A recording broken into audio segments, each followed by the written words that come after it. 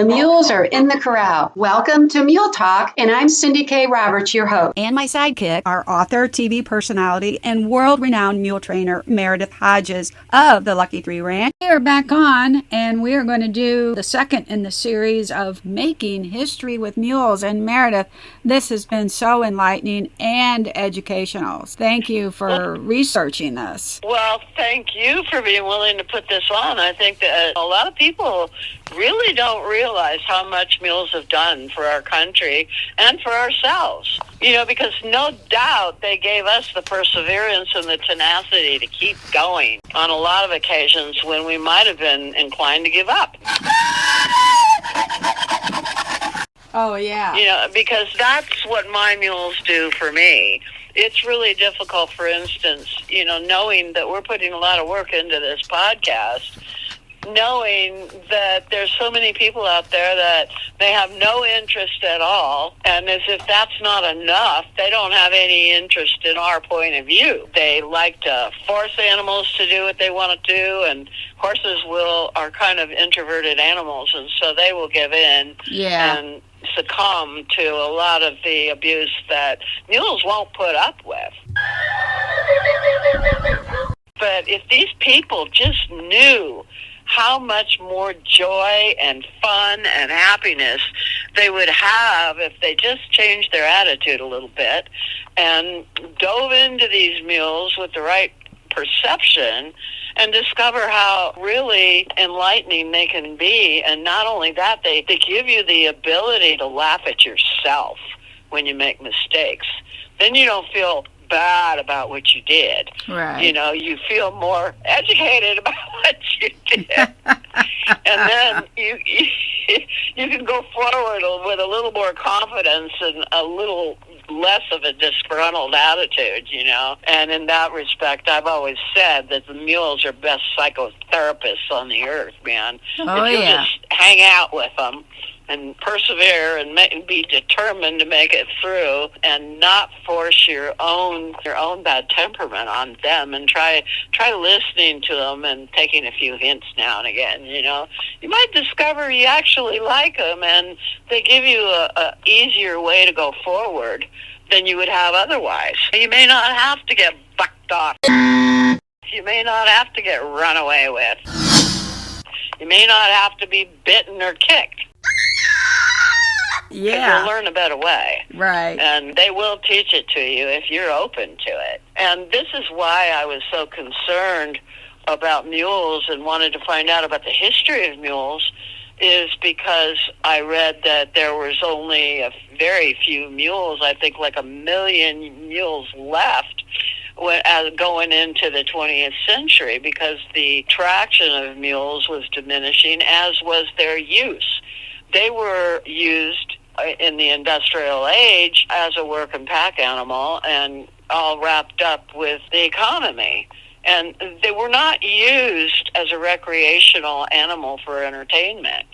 But I thought, well, they got 4 legs, for gosh sakes. They got a horse's body. They came from a horse. They look kind of funny with the long ears, but I guess you can get used to that too, you know. All right. And if you tell them their ears are funny or something like that, the look on their face is priceless. Oh, man. yeah. You can't help but giggle. They're just hilarious. So we can get over some of these things like I did. I just had to see how far I could go with them. And there was a time before the industrial age when 1/3 of all 15 million mules on the earth were being utilized by the United States. Mules worked in the fields. They carried our packs. They pulled heavy barges on the canals, plodded through the darkness into the mines, guided supply wagons and streetcars about the cities. They carried tourists to exotic places like the Grand Canyon, and transported army supplies and light artillery for the government. And to help with all the backbreaking labor he faced, man's invention of the hybrid mule was truly a stroke of creative genius. Now, I use the word invention here because most of the mules before the mules that were bred in this country and in Europe were actually, even in Europe, were mistakes. This is what I got told when I went to the British Mule Day, and I saw mules of different sizes, different breeds, different colors, but there weren't a lot of them there, and I thought there would be a whole lot more than that, since they had been in existence longer than we have as a country. And I discovered the donkey sanctuary in Great Britain, and there's a lot of donkeys there. But see, they were rescuing donkeys. And then when they got too many, they had to find a use for them, and they seemed like they would be useful in the interaction for disabled people. So they created another entity called the Slade Center, where they took the donkeys that they thought were appropriate for this task, and they kept them there, which lowered the number of donkeys that were kept at the sanctuary. Unlike our therapeutic donkeys and mules, they actually not only put the disabled on top of the animals, but they configured carts that the animals could pull, so people in wheelchairs could actually get therapy from the donkeys as well. There was a lot going on there in Britain, and I thought I was going to find more mules and donkeys when I went there than there actually were. And I was talking to the people that were there showing their mules and donkeys, and every one of them said the same thing. This mule, this donkey was a mistake. And one person even asked me, they said, well, we don't know how to breed a small donkey to a big horse. How do you people in America do that? And so I thought, oh, yeah, okay, typical Brits. There you go. No, it's not that I'm trying to slam them, but they can be very childlike sometimes. Right. And so that was one of the reasons they had me over there, was to explain a lot of the things that we do here in America that they don't necessarily do there. And I said, well, one way you can do it is you can dig a trench and back the mare into the trench and dig it just deep enough so that the jack can stand behind them on the higher part of the trench and cover them. And they said, oh, well, that could be a problem because it might be really hard to keep the mare in the trench and the jack from going wherever he wanted to. And I said, well, that's true, too. So the other alternative that you can do is like we did at Lucky Tree Ranch, is my mother's husband designed a breeding chute that has breakaway sides on it and a breakaway back. What we did was we built the chute and we anchored it in the concrete, the posts, and the side would open up on the side so we could take the mare in. And we had to go in by the side because the back behind the mare there was a pedestal made out of plywood that he could stand on. And it was the size of the plywood. It was 4x8, and it was about 6 inches off the ground and positioned right at the back of the breeding chute. And in order to get the side to open, we needed to have a piece on the back that would come loose. So we just put a metal bar back there with a pin through it. And to get the mare in there, we'd just pull the pin and the bar would drop. Then we go ahead and put her in, close the side, and pull the metal bar back up again, so now she's totally confined, and the jack can just come up on the platform, and he can go ahead and cover her that way.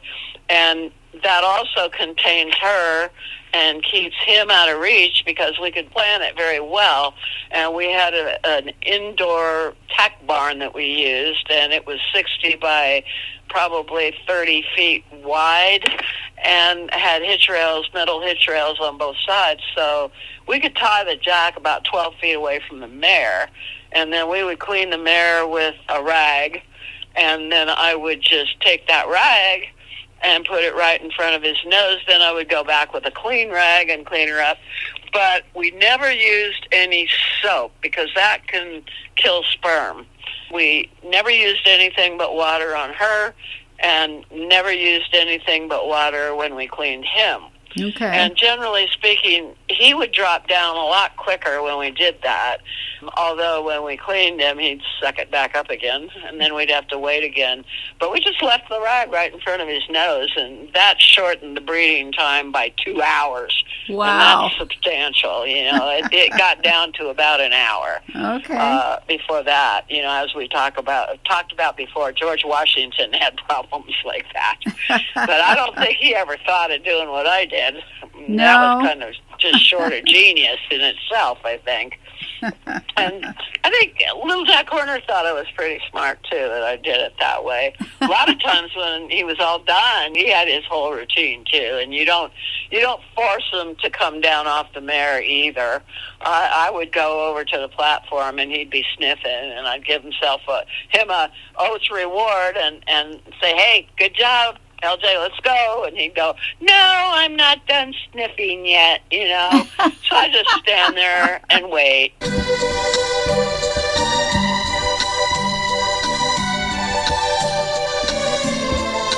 And then I was smart enough to take him back to that rag on a hitch rail and let him sniff over there for a little bit longer. Okay. And then when he got tired of that, then I took him back to the barn. But if I tried to force it before he was ready, it would be an endless battle. Right. You know, so you kind of learn the mentality and kind of go with the flow, you know, learn what they want to do and be willing to negotiate it. You know, that's okay. So, but he never stood there for an hour after he covered the mare. He was standing there for probably 15, 20 minutes at the most. Okay. So that wasn't too bad. No. But during the surge westward with those heavy Conestoga wagons laden with all the possessions one could carry were often pulled by teams of mules that were either leased or owned by the early settlers. Of course, you know they like to bring their pianos along and all of that stuff. And in some cases, they would get into positions where they would have to abandon a lot of the cargo.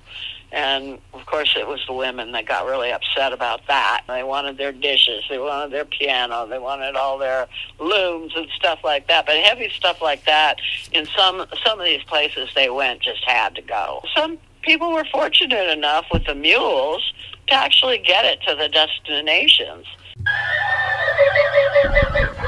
And so that was pretty cool, too. When cattlemen developed breeds like the Texas Longhorns that could endure the harsh climate of the Great Plains,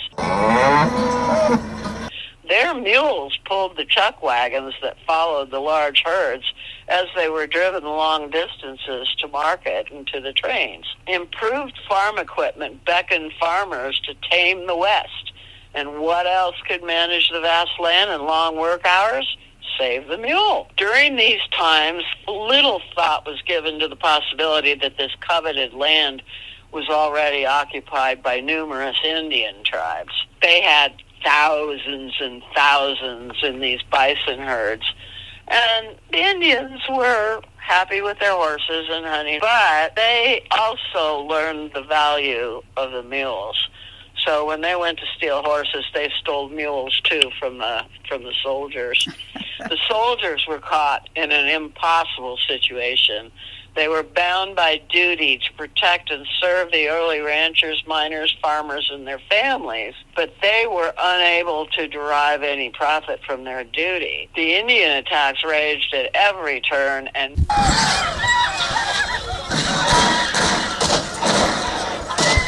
mules helped carry the artillery and the supplies the army needed to protect its citizens. The armies had been used to fighting in an entirely different climate, and when faced with the gale winds, plunging temperatures, and blizzards on the Great Plains like they have never seen, it was often the mule that provided the perseverance and determination to see it through. On rare occasions, the mule served as the only source of food, saving the lives of desperate families and often hungry Indians. People are generally surprised to learn of the loyal and affectionate nature of the mule.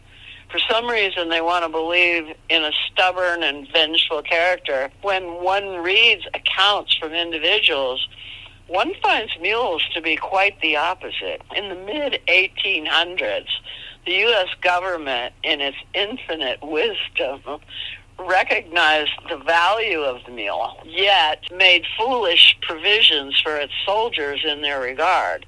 It was clear that they did not fully understand this animal that resembled the horse, but acted nothing like it. In training mules to harness, they often cut traces to the harness so short and hung so low that the mule's heels would be clipped by the swingle trees when they walked forward. Not wanting to injure itself, the mules would stop when it became sore. This act was acknowledged as laziness. It was not only through the good sense of the real mule teamsters that these kinds of errors were corrected. Swingle trees were hung higher between the hock and the heel to allow for a full stride, and the traces were subsequently invented with larger chain links at the ends of the drawing chains to allow for adjustments in length. The American government purchased many mules that were 2 and 3 years old, entirely too young for use.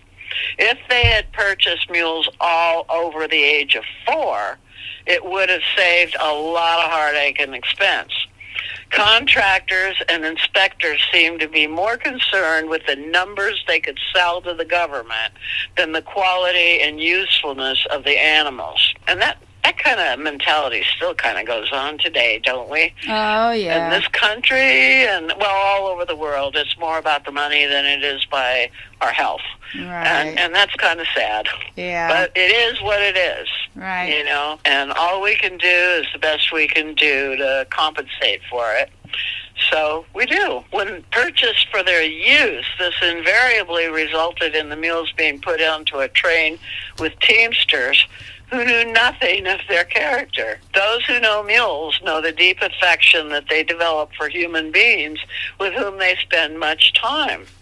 And they were on those trains for a long time. Thousands of young mules were rendered useless by the government's incompetence and ignorance as to their maintenance and training. Now, Harvey Riley authored a book called The Mule, published in 1867, and he recounts, while on the plains, I have known Kiowa and Comanche Indians to break into our pickets during the night and steal the mules that had been pronounced completely broken down by white men. And these mules, they have ridden 60 and 65 miles of a single night.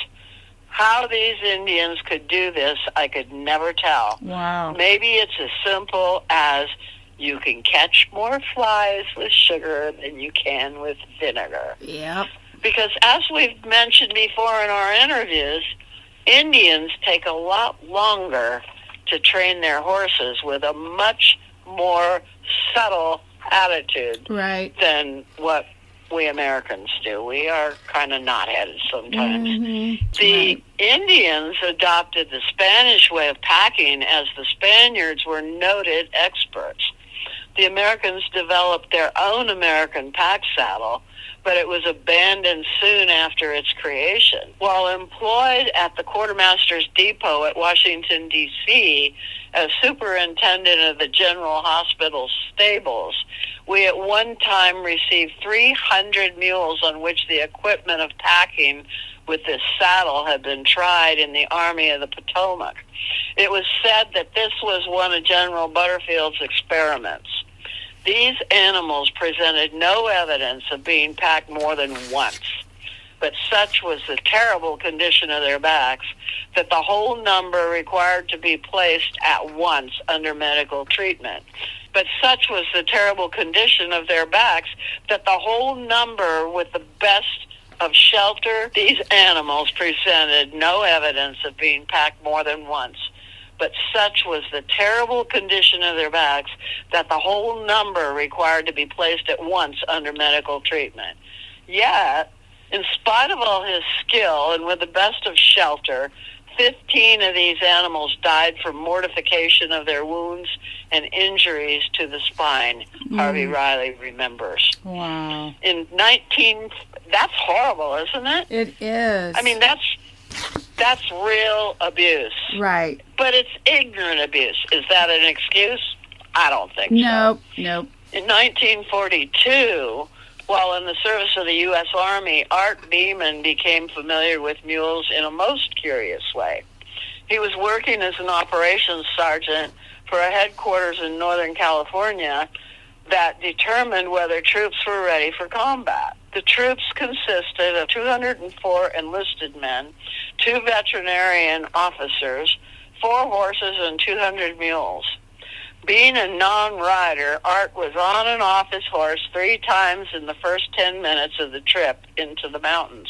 You know how sore you can get riding a horse, and it doesn't take very long. The first sergeant finally decided to put him on a mule and opened his eyes to the redeeming qualities of his mount.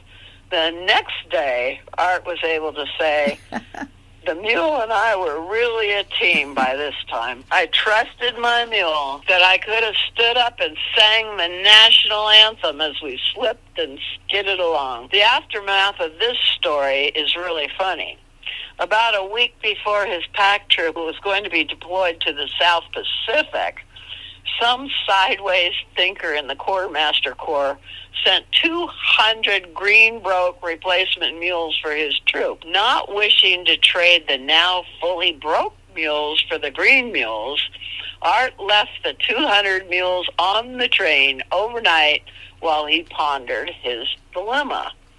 When he returned the next day, he told the men in charge, "They're the old mules and we have the new ones." Eventually they believed me, or they didn't care one way or the other, and the green mules were on their way back to Washington. There you go. I love it. I love it. Those who have experienced the spiritual connection with mules all have their own individual stories to tell. From The Black Mule of Abilene by Charles J.D. Roberts comes one of the most amazing World War I battlefield stories I've ever heard. It's the story of a man and a big black mule on a rain-scourged battlefield.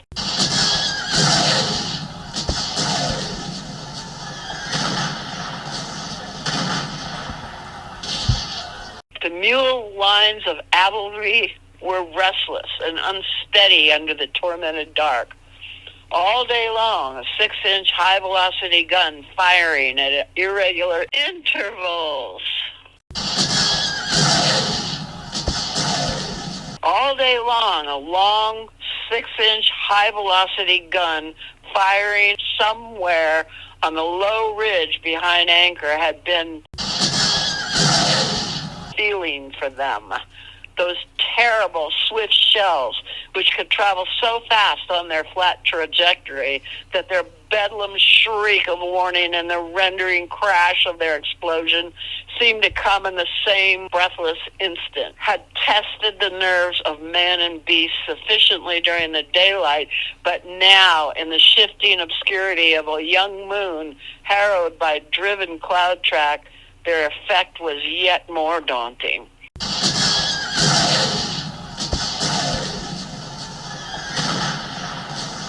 A second shell screamed down into the line, scattering deadly splinters of shell ropes, tether pegs, and mules.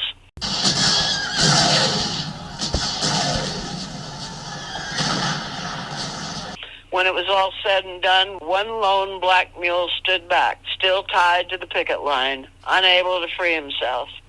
With eyes wide in terror, he sought respite from the onslaught, but was unable to find any. Suddenly, a man with tousled ginger-colored hair appeared at his nose and put his arms around the mule's neck as the mule coughed and sputtered, still stunned from the blast. The man quietly untied the black mule and another that was left from the blast and got them to safety. Wow. After the attack at Abilene, the black mule and his new driver were given the job of carrying up shells to the forward batteries. Early that next afternoon, they were plunging deep into rugged territory along a sunken road, muddy from perpetual rain showers, when suddenly the inexplicable happened and there was an array of star showers that blinded the mule.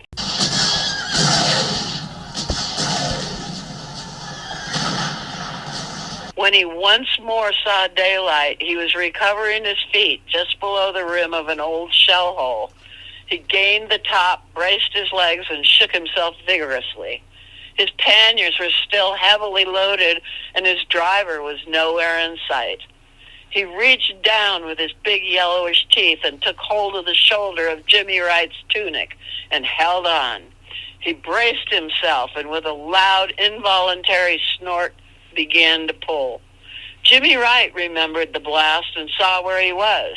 He was afraid his shoulder had been blown off, yet he could move both arms and discovered something was pulling on him.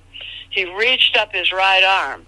It was the left shoulder that was being tugged at, and encountered the furry head and ears of his rescuer.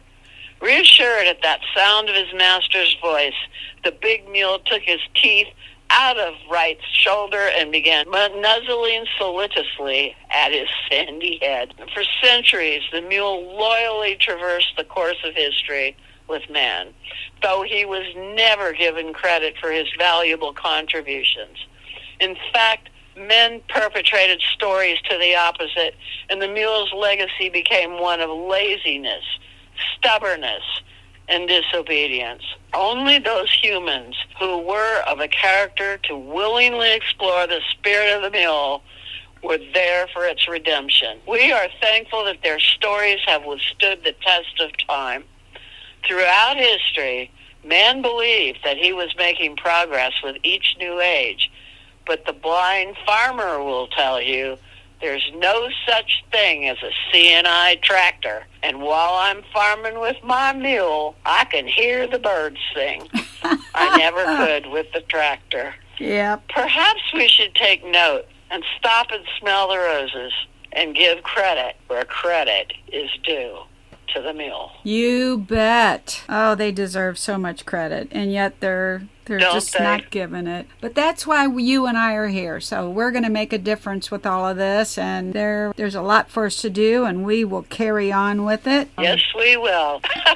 I tell you, that book by Harvey Riley, I loved it. Yeah. That was the best book that I think I've read of all of them. I think so, too. I really relish that book, and I've learned a lot from reading it. You know, my grandfather, he was a mule skinner for the Army back in 1924, and he wasn't nice about it. That was... Well, you know, I read that book, and that kind of got me to investigate Fort Carson and Hambone and the jumping career that he had, and how he was banned from the horse shows after he beat all those horses. Oh, yeah. You know, and that really perked my interest in getting mules into the recreational and entertainment part of the equine industry. So mules have come at me from a lot of different angles and made me really, really curious about them. And I'm still curious today. I mean, here I am living with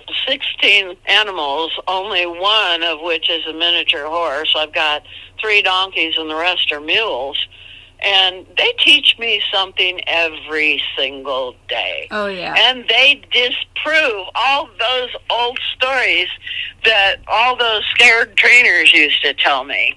And you even when you came out to visit, it was really funny that you remembered that this one particular trainer had told me that if I continued to feed treats, I was going to be trampled by my mules. And here we are today, and not one of them has even come close to doing that. Right. It's because I negotiate with them. I'm polite and considerate with them, and I don't force anything any faster than what they want to do it. And I think when you're polite and considerate and you put the focus on the correct posture for an equine and you don't ask more than they can do, you're going to wind up with a really good relationship. I sure have it with mine. Right. Right on. Well, are we hungry? Is it lunchtime? I guess we are. I guess we could say we're getting that way. And I really, truly hope we're doing a lot of people a lot of good, you know. And you got to remember, too, that a lot of times you hear the complaints, but when things are going well with people, you might not hear from them. Yeah, that's true. So I have to tell myself that, you know, and I go, well, must be going good. Not hearing anything negative from most of the people. Well, the other day I kind of got into a crunch. I was loading 2 horse mules into the trailer to take to the shoer, and when I was at their head tying them in, then they started nipping at each other. It was like a jealousy thing, like, no, she's mine. No, she's mine. She's mine. Right. So right. I thought, you know, because I work with all of them, and they get so jealous, and then my first thought was, what would Meredith do? And I had to crawl under the divider and get to the door, but the escape door was closed and I couldn't open it from the inside.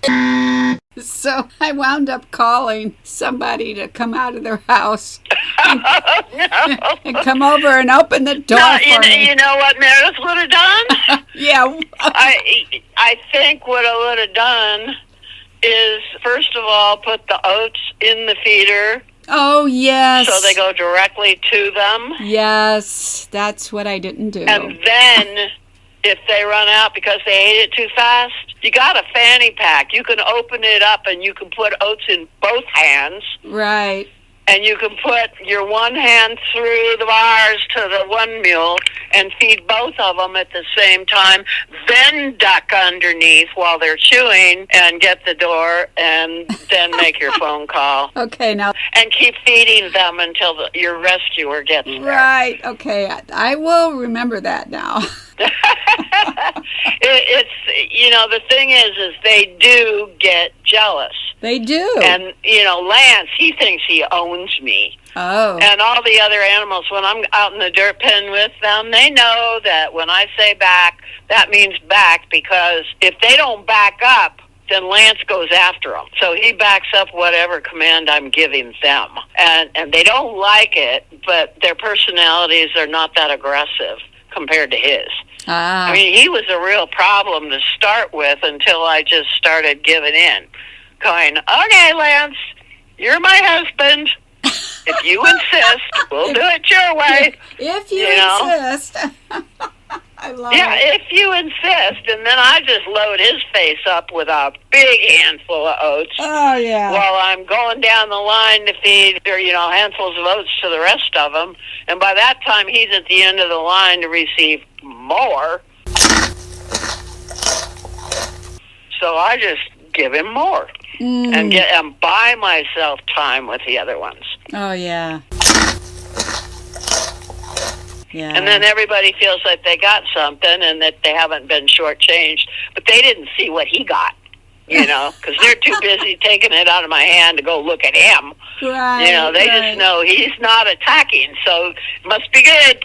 Right. There you go. But I have had to get very creative like that. But they're all very well behaved because I do try not to play favorites and try to think out the situation. Now, what are they going to do if I do this? It's just like in your situation. But if you keep their mouth full, keep them chewing, then they're calm and relaxed, as every horse trainer will tell you. When they're chewing, they are calm and relaxed. Wait for the chewing. I don't wait for the chewing. I make sure that they're chewing. Right? Right. I love it. That's when I'm happy, too, is when I'm eating my oatmeal cookies. Yeah, aren't we all? It makes monitoring weight really hard. Right. There you go. But that's why you monitor it. You just got to have a little self-discipline, too. And there you go. Just learn to think things through and not put your face in your phone and expect it to yield an answer. You don't get these kinds of answers on the internet. I don't care how much information they have up there.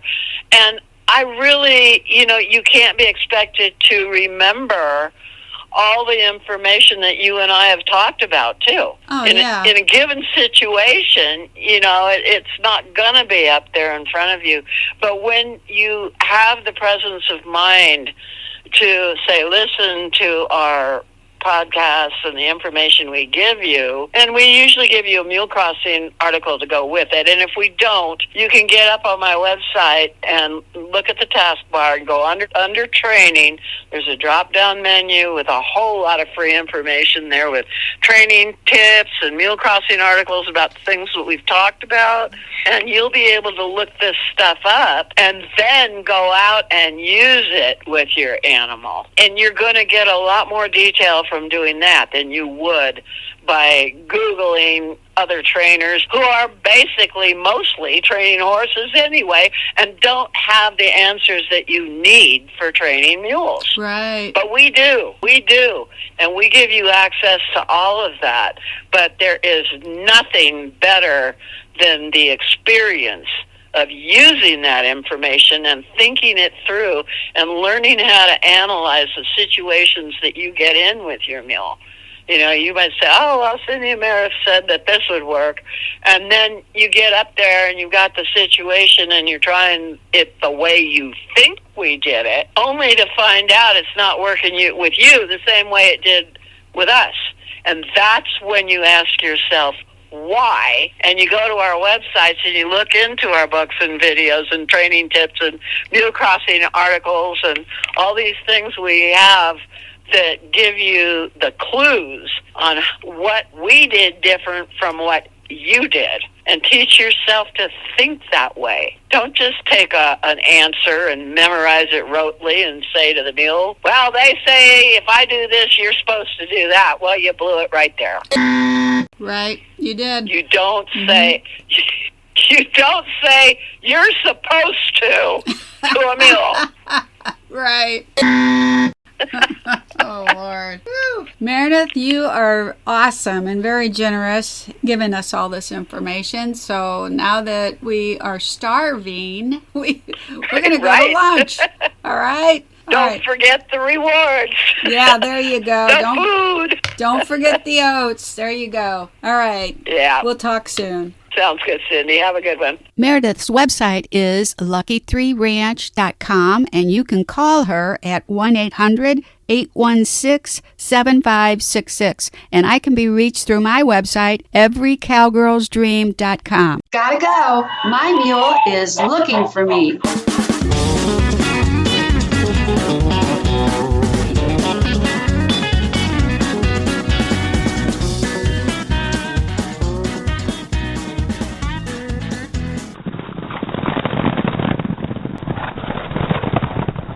Mule Talk is an Every Cowgirl's Dream production.